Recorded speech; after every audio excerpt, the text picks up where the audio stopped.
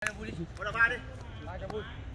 Đá ba đang vào bà cho anh Chiến đá xét vào ấy. Chiến đá này. Chiến này. Chiến vào đây một nộp tiền đi. Để đi cho anh Hải đá đi, cho anh Hải đá được. Để đi thắng vào Tuấn đá cả Chiến cả Chiến thắng. Anh Hải Cường là Hải thắng Cường. Tuấn thắng Chiến. Rồi.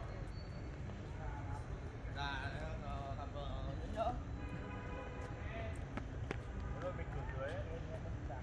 Cửa dưới thì ra ngoài nhá. Đi ra ngoài. Chiến từ hồi về sân Tây nha, anh hỏi lâm dòng hơn. Mấy quả nào ấy Thôi mày đứng gọn một bên, tao thằng bắt không như thể thế. nào những quả nào gần quả. Chỉ có đúng bắt chống bắt tí cái mày thôi. Đây là 300 khách nhiều. Đúng như đây tao là lùn đều truyền được một trang. Bắt bên nào? Thắng rồi ở đây. Bắt cổ trò bên nào? Đưa thúc đùi lên. Hai bên bắt bên này bắt sẽ đéo nào. Nó đá cái này được rồi. Đùi quả nào. Kia tay mà quốc cái sao. Đã làm quả hai quả không. Đây rồi. 20 Thôi đá đi. đánh đề thôi, có phải làm gì đâu. Đánh đề thôi. Luôn nhá.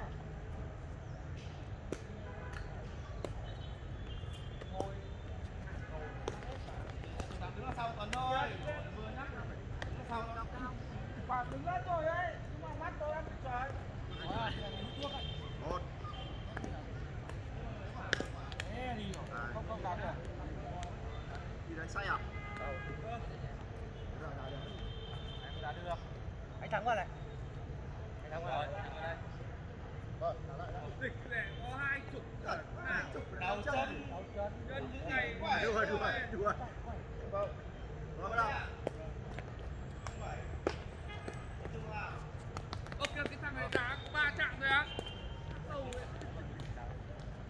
Không cần khó đâu, cứ đá thôi. Không đưa đâu. Nào hỏi. Chạy đi. Đá rồi. Ê à anh đấy. Không làm nào. Đấy, vừa nãy đá hay thế mới đẹp. Bảo nó lại ra khởi động đi cứ đứng để xem. Đây. Chung vào. Tâm lên. Anh đứng thấp hẳn, em lấy nhịp đầu thôi.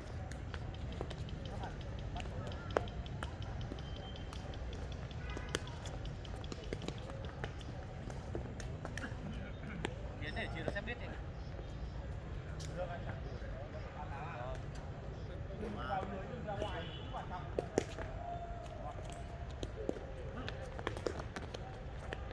Chiến ơi. Ôi giời ơi quả để em. Thảo là anh để anh thắng quả khó lắm 7 quả. Đấy. Cái gì em đứng đằng sau Được. em luyện hơn. Rồi.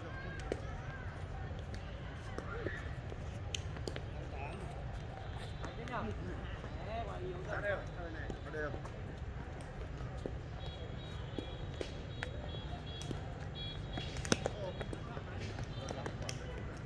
Ba không, tập trung lại.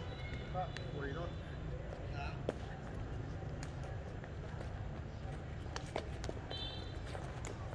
Kì đấy. Mạnh cái chân một tí, thẳng lên thôi. Mạnh cái chân một tí. Đều. Mạnh.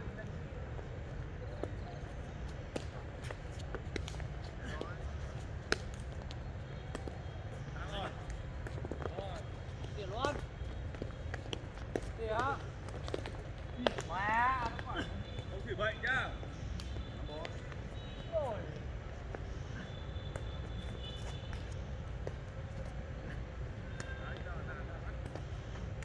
Mạnh thôi. Không quá.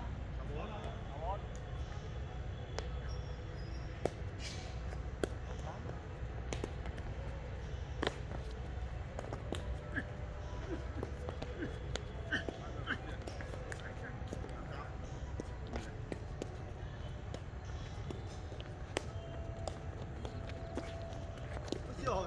Lại lùi về quả chết. Đây không?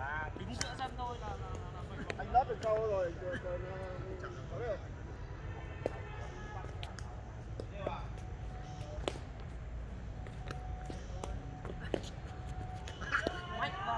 Mạnh vào.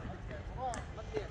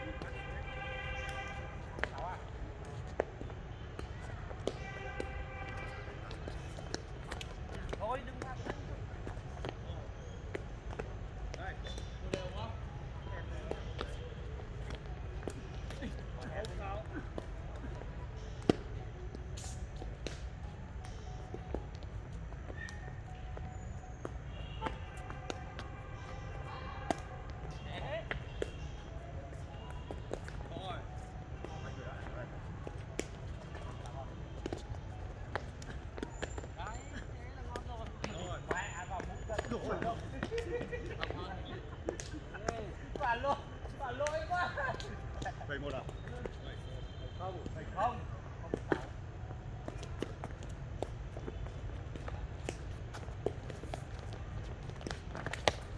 Hết ra dây này anh nhá. Bảo 7-1 Hết ra dây này phải giữ ô anh chắn chỗ rồi đấy. Hay có quả dọc dây, bắt vòng dây một cái này bắt được. Đấy. 2-7.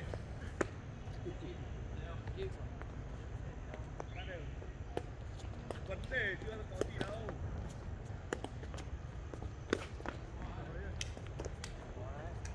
Ba quả Mày bắt sập dây này, mày phải vào.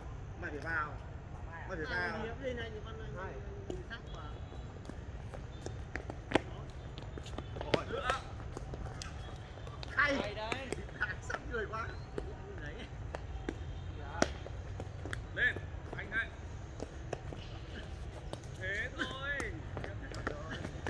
Tiếp Gì nữa đâu. Xoáy lắm. Chuyển ngược rồi. Cái đá là trượt vào đấy được nhở? Chiến đá.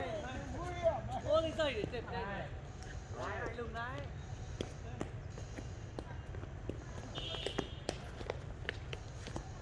Ngoài. Không. Mày đấy Hải ơi. Rồi. Ôi, khoảng nhỉ? Một chạm thôi.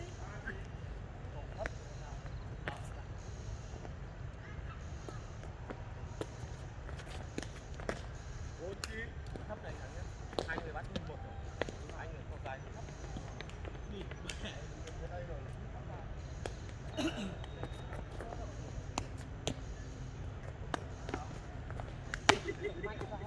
Năm chín mày lại chấn thương giống chủ tịch thôi. Mày dạng thế thế. Rồi. 6-9. Một mới.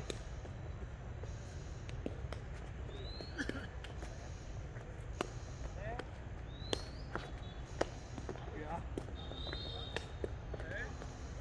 Luôn.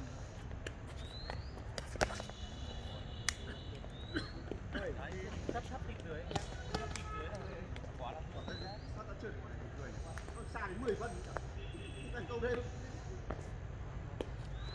Điều ở trong mắt. Là đi đấy đúng rồi Hải ơi. Đấy. Vào đấy thì 0-7. đã sắp tiếp kia được.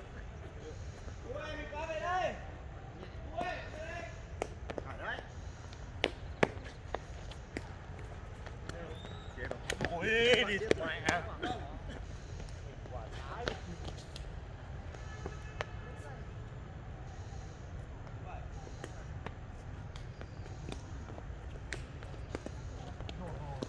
Có người. Không.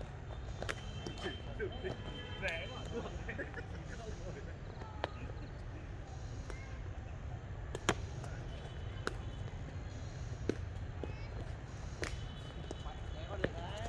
Không. Em mà để đổ thấp. Rồi cái đứt ra đây là vừa. Mày thằng Tuấn rồi cả rô thì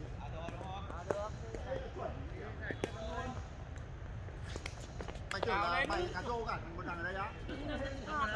Mày cá rô Tuấn thì Tuấn lâu không đá mới đá được. Bình thường hết thôi. Đứng vào đây ngươi. Lên đi nó mạnh hơn mình. Đúng rồi, Đức là Tuấn à. Đức nó thần công. Tới cả rô thì mới được. Rồi. Thế được chưa? Béo thì tại sao này hay chọn quân lắm. Thua tí là thì lại thua 2 set là cho nhỉ. Thế là nó thế là chuẩn rồi.